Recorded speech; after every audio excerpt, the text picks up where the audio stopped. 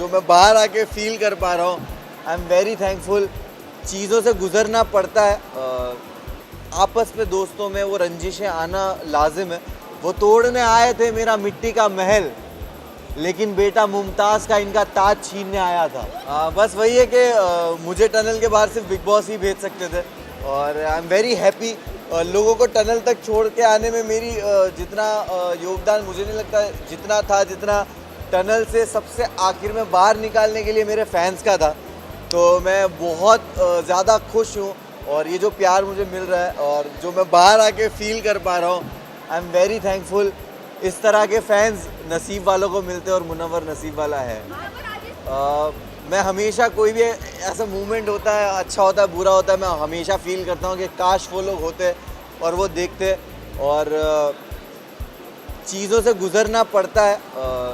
माँ की दुआएं मुझे हमेशा लगती है, माँ और बाप की दुआएं मेरे साथ है। तो आज शायद स्टेज पे कहना चाहता था बट कह नहीं पाया, बट मुझे लगता है ये सही जगह कहने के लिए कि तू साथ ना माँ पर साथ तेरा साया था, कितना मशहूर और कितना ही कमाया था। वो तोड़ने आए थे मेरा मिट्टी का महल, लेकिन बेटा मुमताज़ का इनका ताज छीनने आया था। भाई मैं जैसे बोलना चाहूँगा, गेम ऊपर नीचे होना, वाइल्ड कार्ड का आना, मैं अपने जब काम का अपनी कामयाबी का क्रेडिट खुद को देता हूँ, तो मैं अपने फेलियर का भी कभी भी किसी और को जिम्मेदार कभी नहीं ठहराता। मैं हमेशा अपने फेलियर्स को भी एक्सेप्ट करता हूँ, और जो अंदर मेरे साथ हो रहा था, अगर मेरे कर्म की वजह से हो रहा था, तो बाहर ये जो कुछ हो रहा था वो भी मेरे कर्म की वजह से हो रहा था। तो कहीं ना कहीं इंसान इस तरह के प्लेटफॉर्म पे जब आप किसी प्राइवेट चीज़ें और पर्सनल चीज़ें आती है, आप उसके लिए रेडी नहीं होते हो, बट कहीं ना कहीं मुझे जो सपोर्ट और प्यार मिला है वो जानते हैं मुझे, और उन्होंने हमेशा मुझे चीज़ों में देखा है। बिल्कुल रहेगी, क्यों नहीं रहेगी। अभिषेक और मनारा से मेरी दोस्ती हमेशा रहेगी, अंकिता से भी रहेगी। और घर है बिग बॉस का घर, बहुत सारे इमोशन से आप गुजरते हो।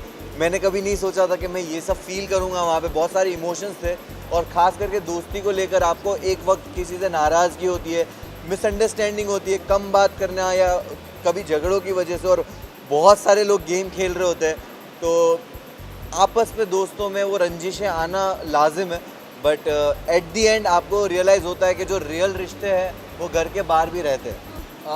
देखिए मैं यही बोलूँगा कि जब आप एक रियलिटी शो जीतते हो और इतने प्यार करने वाले लोग होते हो, तो आप कभी भी अपने एक नए प्रोजेक्ट को लेकर एक एक्सपेक्टेशंस बिल्ड कर देते हो अपने आप ही, और वो एक्सपेक्टेशन पे लोगों को लगा होगा कि भाई ये तो जाकर ही कुछ ना कुछ फाड़ना शुरू कर देगा।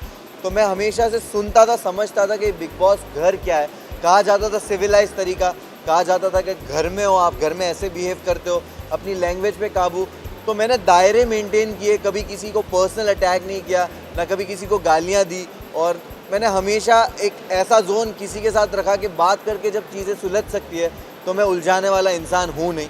और मैं अपनी ज़िंदगी में भी इस तरह चीज़ें सॉल्व करता हूँ, झगड़ों से दूर रहता हूँ। तो शायद मैं झगड़ा करते हुए दिखा नहीं होऊंगा, बट मैं बातों से चीज़ों को सुलझा लेता था, और गेम जब ज़रूरत थी मैंने उस हिसाब से खेला है। तो मैं जब बिग बॉस गया था तो मैं ट्रॉफ़ी लेने ज़रूर गया था, लेकिन जब मैं अभी बिग बॉस से बाहर आ रहा हूँ तो सिर्फ ट्रॉफ़ी लेके नहीं आ रहा हूँ। मैं एक बेहतर मुनव्वर को बाहर लेके आया हूँ, और ये मेरे एक्शंस में, मेरी लाइफ के आगे के डिसीजंस में और हमेशा दिखेगा। मैं बहुत ही ग्रेटफुल हूँ, मुझे रिग्रेट नहीं हो रहा उस जर्नी में। मेरे साथ जो कुछ भी हुआ, मुझे किसी चीज़ का रिग्रेट, अफसोस नहीं है।